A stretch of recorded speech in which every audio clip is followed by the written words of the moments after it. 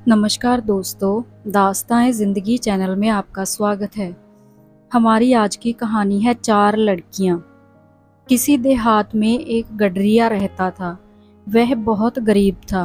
उसकी एक के बाद एक 4 लड़कियाँ हुईं।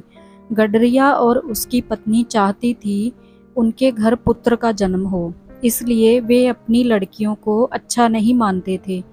एक दिन गडरिया की पत्नी ने उससे कहा, घर में थोड़ा आटा पड़ा है, घी भी है, हलवा खाने का मन कर रहा है, क्यों ना आज हलवा बना दें। गडरिया राजी हो गया। गडरिया और उसकी पत्नी चाहते थे जब उनकी लड़कियां सोई रहें तभी हलवा खाया जाए। उसकी पत्नी हलवा बना ही रही थी, उसी बीच एक एक करके वे चारों लड़कियां उठ गईं।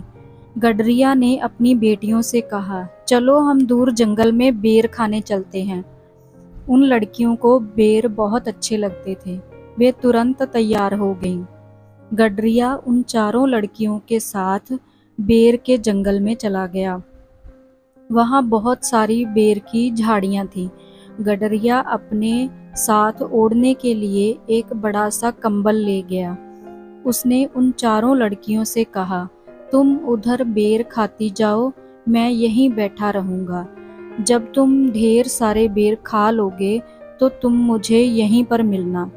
लड़कियां बेर निकालते निकालते काफ़ी आगे चली गईं। गडरिया ने वहां एक झाड़ी के ऊपर अपना कंबल डाल दिया।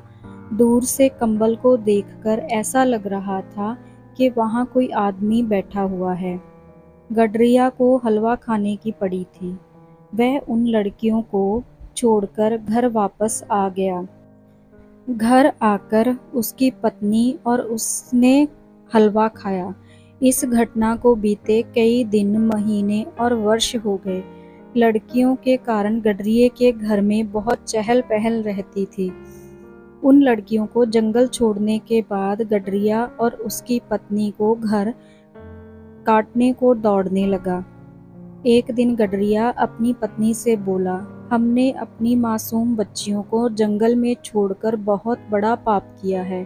इतने साल बीत गए, पता नहीं वे कहाँ किस हाल में होंगी। कहीं उन्हें रात को जानवरों ने। नहीं नहीं, ऐसा मत कहो। मेरा मन कहता है हमारी लड़कियां कहीं अच्छे ठिकाने में हैं। गडरिया की बात पूरी होने से पहले ही उसकी पत्नी बोल पड़ी। अपनी पत्नी से विचार विमर्श कर गडरिया अपनी लड़कियों को ढूंढने के लिए जंगल चला गया। वहां उसने आसपास के लोगों से लड़कियों के बारे में पूछा, परंतु कोई भी उन्हें नहीं बता पाया। एक दिन बेर के जंगल में एक आदमी गडरिया को मिला। गडरिया के पूछने पर वह बोला, इस बेर के जंगल के आसपास कोई बस्ती नहीं है। यहाँ रात को खतरनाक जानवर घूमते रहते हैं। गडरिया आगे बढ़ता गया। कुछ दूर चलने पर उसे कुछ हड्डियां पड़ी हुई दिखाई दी। उसे पक्का विश्वास हो गया कि उसकी लड़कियों को जंगली जानवरों ने ही मार खाया होगा। वह रोने लगा। थोड़ी देर बाद उसे उस रास्ते में घोड़े पर सवार एक सुंदर युवती दिखाई दी। गडरिया को रोते हुए देखकर उसने पूछा, आप कौन हो? क्यों रो रहे हो? गडरिये ने उसे पूरी बात बता दी। गडरिये की बात सुनकर वह मुस्कुराई। वह बोली, मैं आपको एक कहानी सुनाती हूँ। गडरिया बोला, ठीक है, सुनाओ। युवती ने कहानी को सुनाना शुरू ही किया।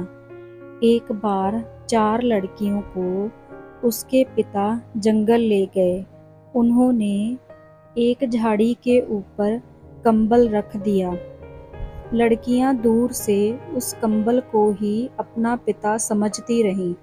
उन लड़कियों ने खूब सारे बेर खाए और कुछ अपने माता पिता के लिए भी रख लिए।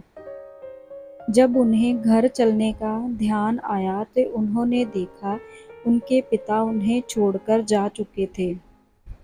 उन्हें घर का रास्ता मालूम नहीं था। रात गहरी हो गई थी। वे जोर जोर से रोने लगी।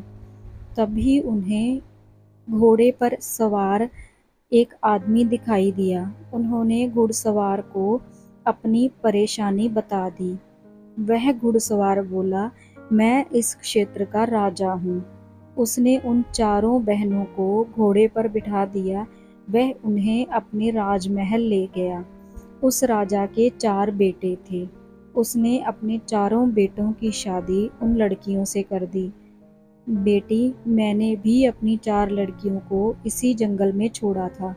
तुम्हारी कहानी की लड़कियों को तो राजकुमारों से विवाह हो गया। मेरी बेटियों का पता नहीं कहाँ किस हाल में होंगी। वे जीवित भी होंगी या नहीं। भर्राती हुई आवाज में गडरिया ने बोला, मेरे साथ घोड़े पर बैठो। उस लड़की ने कहा, मैं आपको एक जगह ले चलूंगी। क्या पता आपको आपकी खोई हुई बेटियों के बारे में कुछ पता चल जाए। गडरिया उस युवती के साथ घोड़े पर बैठ गया। वे दोनों एक राजमहल में पहुंचे। उस युवती ने गडरिये को अतिथि विश्राम गृह में पहुंचा दिया। थोड़ी देर बाद उस युवती के साथ 3 और युवतियां विश्राम गृह में पहुंची। उन युवतियों को देखकर गडरिया सोचने लगा, मेरी लड़कियां अगर जीवित होती तो इन्हीं की उम्र की होती। इन चारों युवतियों की शक्ल सूरत मेरी बेटियों से भी मिल रही है। हो सकता है ये मेरी ही बेटियां हों। मुझ गरीब की बेटियां और इस राजमहल में? नहीं नहीं, ये मेरी बेटियां नहीं हो सकती। पिताजी, जिस हलवे को खाने के लिए आपने हमें बेर के जंगल में छोड़ दिया है, क्या वह हलवा अभी भी बचा है? सबसे छोटी लड़की की कही इस बात से गडरिया अपनी सोच की दुनिया से बाहर आ गया। हैं, मुझ गरीब की बेटियां इस महल में? गडरिया ने आश्चर्य व्यक्त किया। पिताजी, इस संसार में जो भी स्त्री या पुरुष जन्म लेता है वह पूर्व जन्मों के कर्मों के अनुसार अपना भाग्य साथ लेकर आता है।